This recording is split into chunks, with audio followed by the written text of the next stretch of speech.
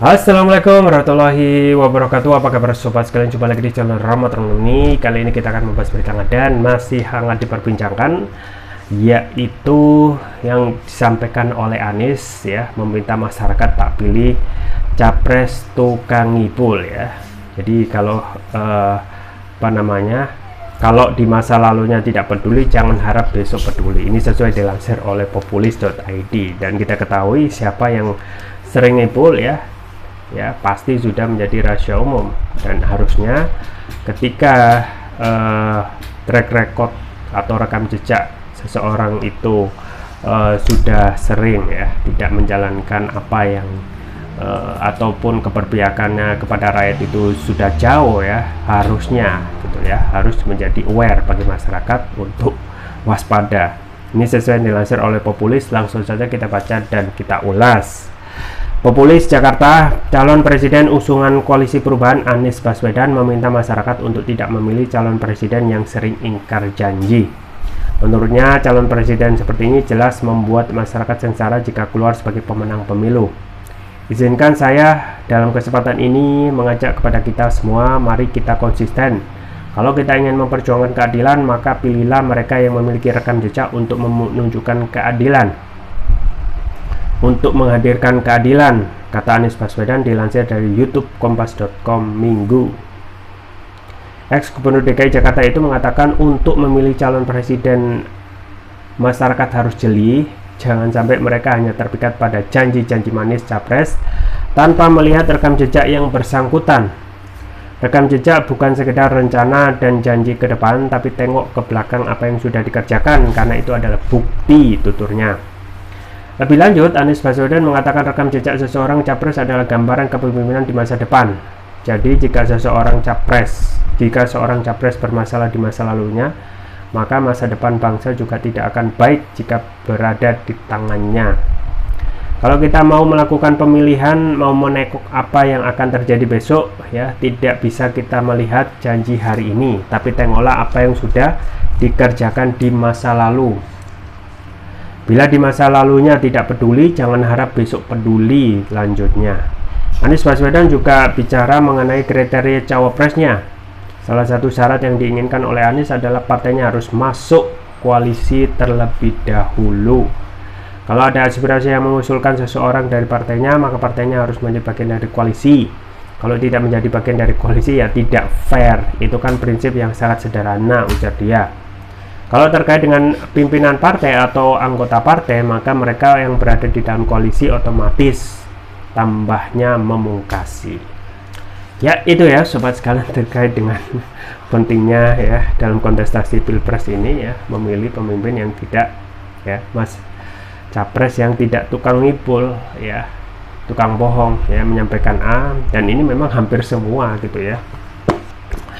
Ketika para politisi itu menyampaikan hal pada saat debat capres ya, itu menyampaikan A ya, tetapi pada kenyataannya yang dijalankan itu B gitu ya, atau seluruh keputusannya itu tidak memihak kepada rakyat ya, dan ini sudah terjadi saat ini ya.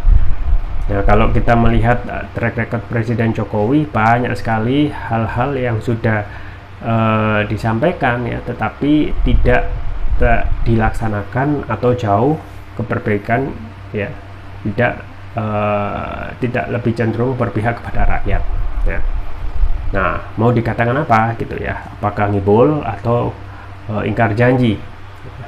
Padahal terus menerus apa yang disampaikan oleh Anies ini penting, yaitu tentang rekam jejak ya.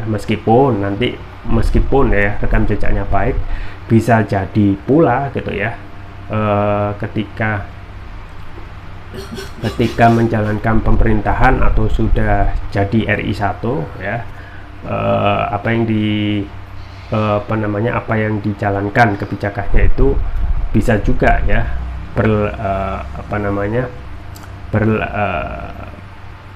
berlainan gitu ya, berseberangan ya. Tetapi setidaknya bisa kita lihat gitu ya, gambaran awal seseorang itu memimpin. Makanya Anies memang tidak pernah menjunjung tinggi ataupun tidak pernah menggambar-gemborkan apa yang dinamakan visi dan misi, karena visi dan misi itu bisa ditulis, catat ya, kemudian disampaikan, tapi kenyataan setelah itu tidak ada yang bisa menjamin ya apakah visi misinya itu dijalankan ya, janji-janjinya itu dijalankan ya. Tidak ada yang bisa menjamin ya, apalagi kalau sudah menjadi RI1 ya, sangat susah sekali untuk tagih janjinya, karena sudah masuk istana, pengawalan sudah ketat. Kalaupun melakukan aspirasi untuk presiden itu mundur karena sudah banyak melakukan kebijakan-kebijakan yang menyengsarakan rakyat, ya agak susah sekali ya.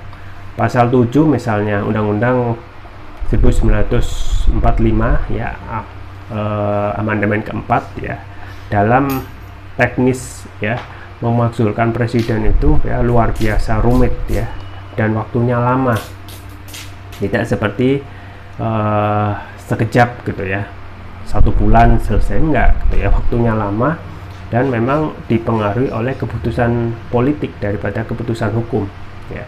Dan itulah yang memang disampaikan oleh Anies, pentingnya untuk tidak memilih presiden yang tukang ibul ya.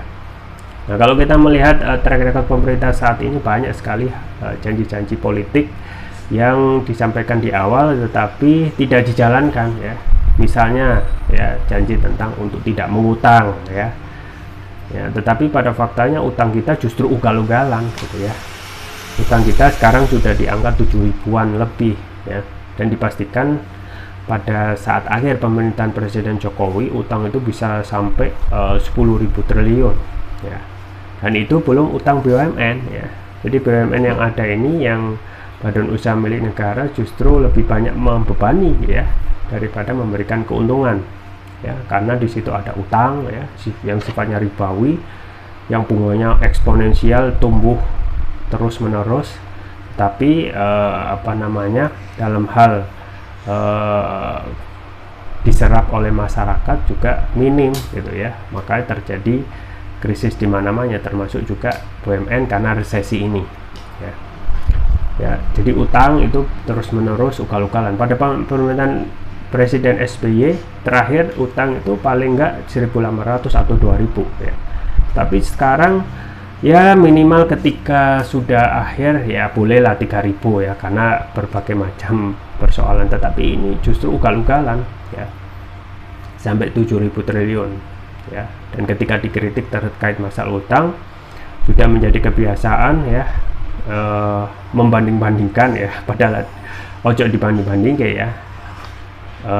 Justru sering membanding-bandingkan dengan negara ASEAN, negara Asia ya, yang menyampaikan utang kita itu masih aman, masih kecil dan lain sebagainya. Akhirnya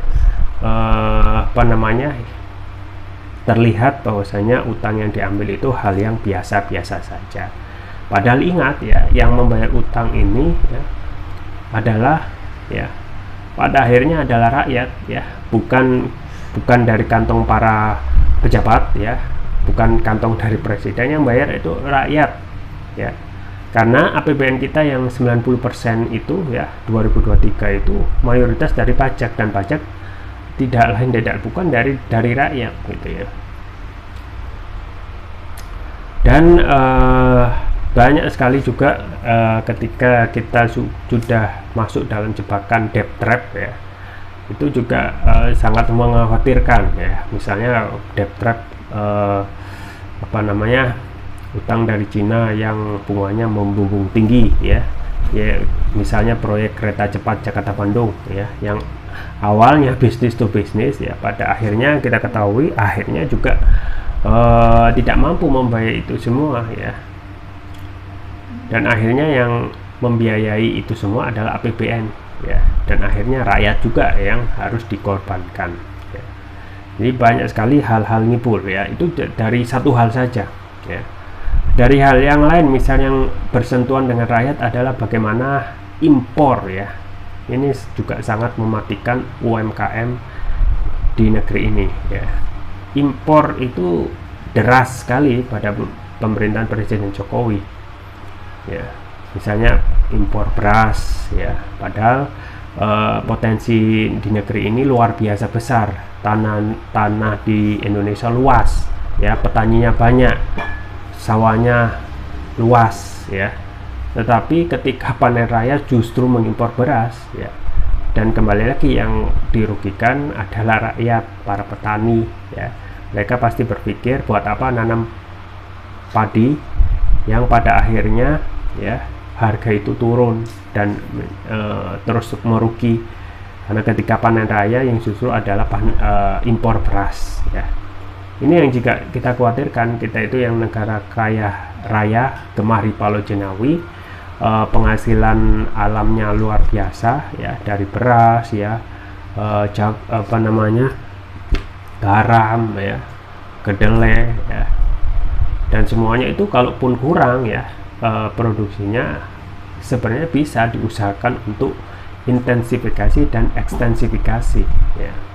Tetapi keinginan politik ini ya lebih cenderung ya, para mafia-mafianya lebih cenderung untuk main impor-impor mulu gitu ya. Dan akhirnya yang dirugikan adalah tentu saja UMKM. Jadi impor ya terus-menerus terjadi ya. Yang justru aneh adalah Presiden Jokowi mengingatkan untuk tidak impor, tetapi itu terus berjalan terus-menerus ya. Seperti tidak ada kekuatan daya untuk mengerem ya, padahal bisa memberikan sanksi ya pada institusi yang terus-menerus melakukan pelanggaran sesuai kebijakan pemerintah ya, terus impor ya, tetapi tidak ada sanksi, akhirnya ya terus berjalan sesuai dengan rutinitas sehari-hari, yaitu impor ya. Dan masih banyak lagi, dan ini penting gitu ya, sesuai yang disampaikan oleh Anies Baswedan ya, bahwasanya Anies terus-menerus mengingatkan tentang potensi pemimpin yang terus ngibul ya, ngibul banyak sekali gitu ya.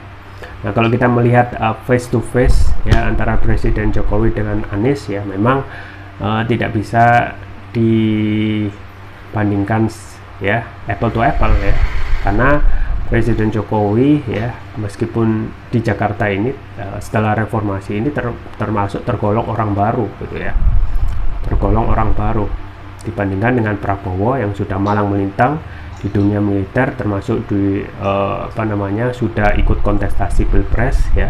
Tetapi hormatnya Prabowo kepada Jokowi yang termasuk orang baru setelah reformasi itu lebih kuat ya daripada sebaliknya ya.